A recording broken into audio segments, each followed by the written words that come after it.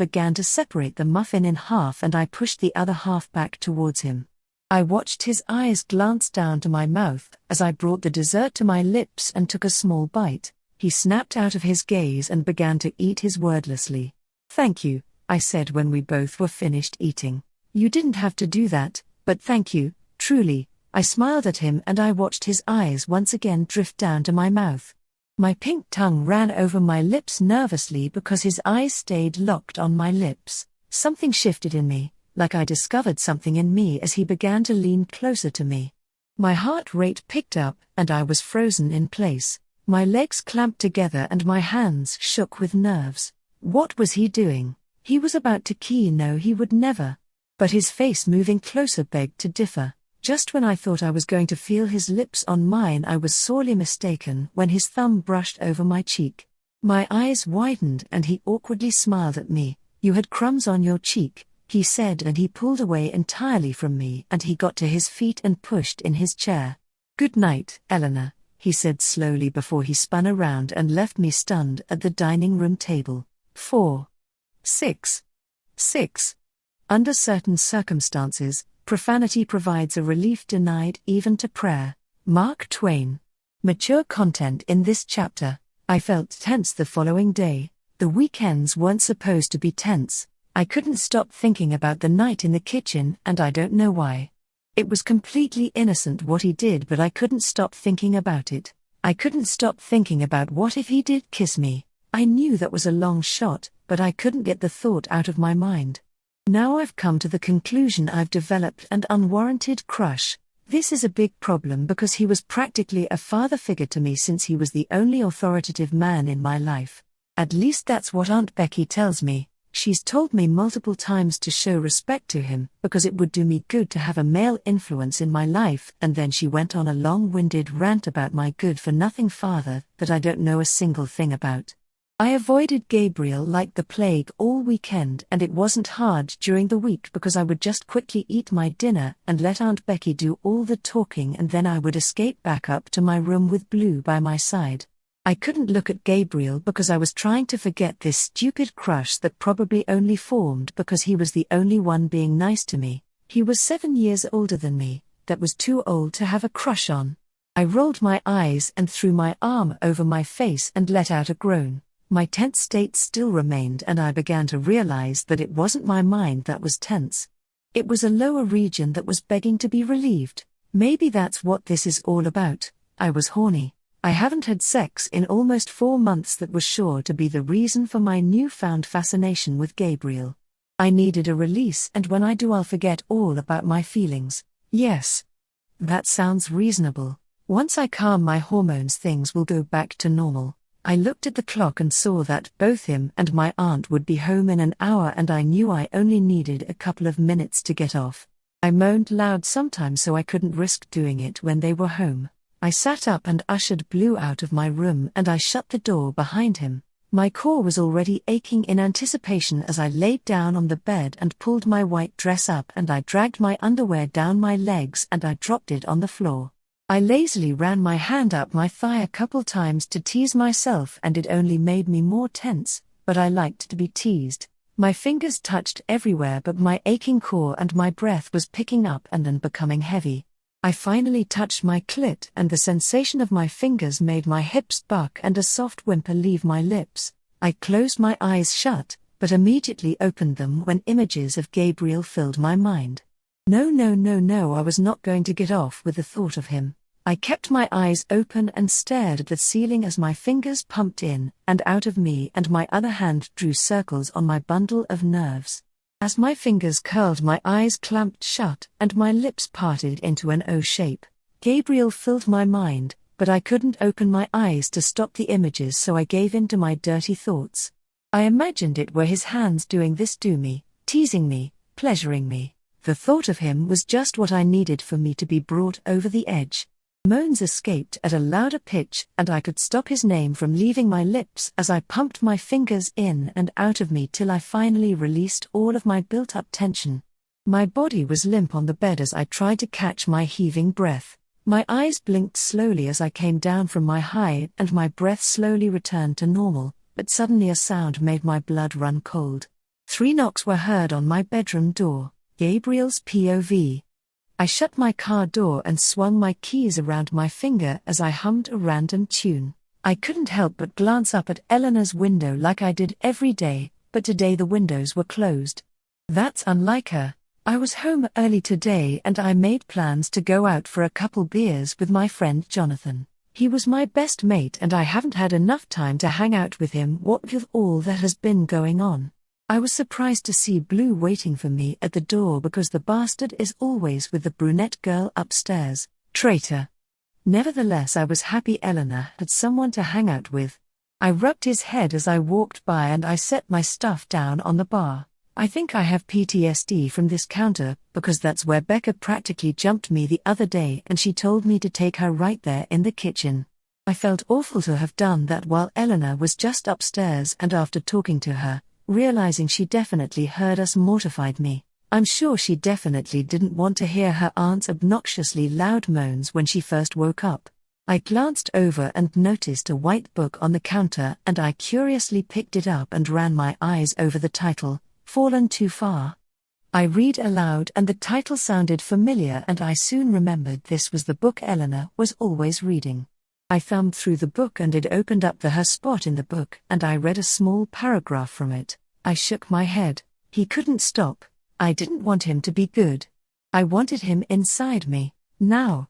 Please don't be good, please, I begged. Rush let out a rugged breath. My eyes widened as the story became more explicit and I cleared my throat and closed the book. My shirt collar was all of a sudden too tight and I hooked my finger around the collar to loosen it so I could breathe. She read those kind of books?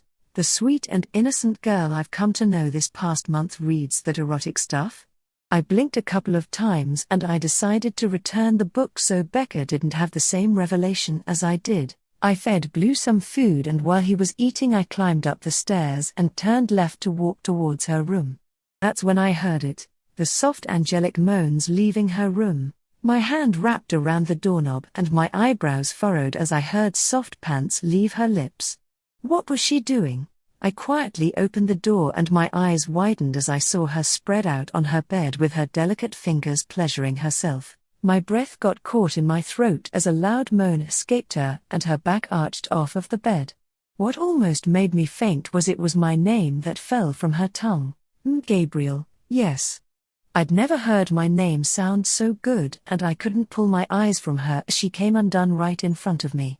I finally snapped out of my gaze and silently shut the door, and when I did I let out a rugged breath. That girl in there was thinking of me as she brought herself over the edge. It was my name that left her lips. I was the image she saw when she closed her eyes and pumped her fingers in and out of her pussy. Me. My hands clammed up and I swallowed hard. I ran a hand through my hair as I paced the hall and I glanced down at my feet when I was back in front of her door. My eyes widened when I realized I was hard. What the fuck? Why was I hard? Oh my god, that 18-year-old girl made me hard as a rock. Well, who wouldn't be with moans that sounded like that? I shook my head trying to rid myself of such thoughts. I adjusted my pants and I brought my hand up to the door and I knocked 3 times before I opened the door again. This time fully and I wasn't quite about it. I glanced over at her and she sat up quickly in her bed and brushed her white dress over herself to cover her bare core. Her cheeks were flushed and her hair was a little frizzy from the pillow. I looked away and down at my feet and I noticed her lacy white underwear laying on the floor. I wanted to cry out in frustration, but I contained myself and tried to act normal. Hey Eleanor, you left your book downstairs, I said, and I watched her pink tongue dart out and wet her lips. She nodded and I handed her the book. I almost lost it when her fingers slightly brushed against mine.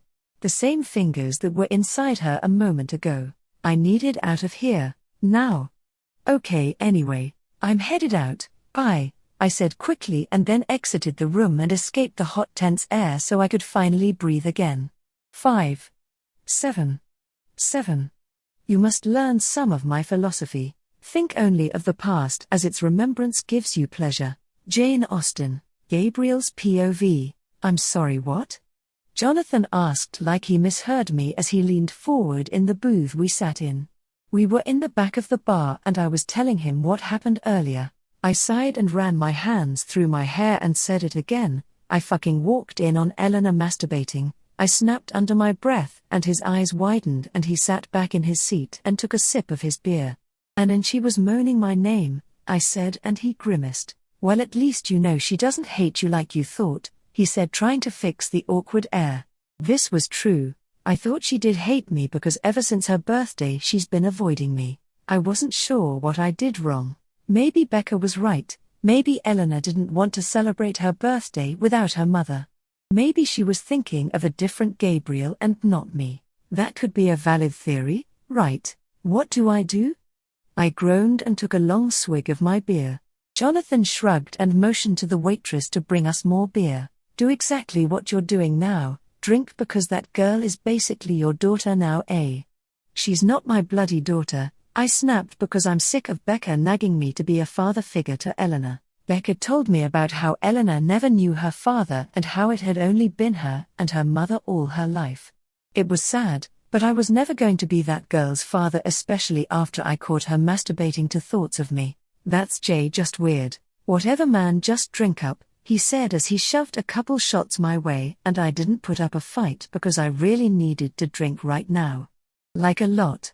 The door from downstairs slammed shut and it rattled the whole house. I shot up from my slumber and Blue's head raised up as well and we sat and listened. Who could it be? Becca was passed out with the help of NyQuil and I had no clue where Gabriel was. Oh God, Gabriel. Mortification filled my being and I groaned as I remembered earlier. There was no way he didn't hear me earlier. It was almost impossible not to hear my moans. I prayed that he didn't hear his name leave my lips because if he did I was done for. The sound of glass breaking shook me from my thoughts and then a series of curses filled the house. I pulled the blankets over me as my body shook with fear as the stumbling came closer and closer. The door burst open and Blue pounced off from the bed in fear and ran under the bed to hide. My eyes widened as Gabriel came stumbling into my room and began to take off his shoes. I was frozen. I couldn't move or speak as he struggled to take off his shirt. He got stuck with it above his head and he bumped into the wall as he tried to take it off. My mouth went dry as his gloriously sculpted torso was revealed. My breath picked up and memories of earlier made my core tense again. I squeaked when he began to fumble with his buckle and I covered my eyes when his pants dropped to the ground, leaving him in black boxers. I kept my eyes closed as I listened to his feet carry him to the other side of the bed. My heartbeat was so fast I thought cardiac arrest was in the near future. The bed sank and he groaned and rolled over and I tensed when he fell onto me and wrapped his arms around my frame. Hey baby, he murmured as he pulled himself closer to me and nuzzled his head into my neck, and I thought I was dead or this was some weirdly realistic dream. I couldn't move. I was paralyzed as his hands rested on the skin that was exposed due to the small tank top I was wearing. He exhaled deeply and the breath on my neck made me shiver. Hours work, he slurred out and the smell of alcohol left his lips and I realized two things. He was drunk and he thought I was Rebecca. Gabriel, it's me, Eleanor, I struggled to say because his weight was heavy on my chest. He lazily raised his head and furrowed his eyebrows at me. His face was close, much too close. Ellie? What are you doing in my bed? He said, and his words meshed together and the only coherent thing I got out of that sentence was the small nickname he gave me. I felt my cheeks heat as I tried to push him away, but he was dead weight on me. Gabriel, please leave. You're drunk, I said, and he scoffed and his glazed over eyes glared at me and his lips pouted. Why, so you can fuck yourself while you think of me again? He snapped and my eyes widened and my face went pale. He had heard me earlier. Oh my God, he heard me. This is so embarrassing. Please God, take me now.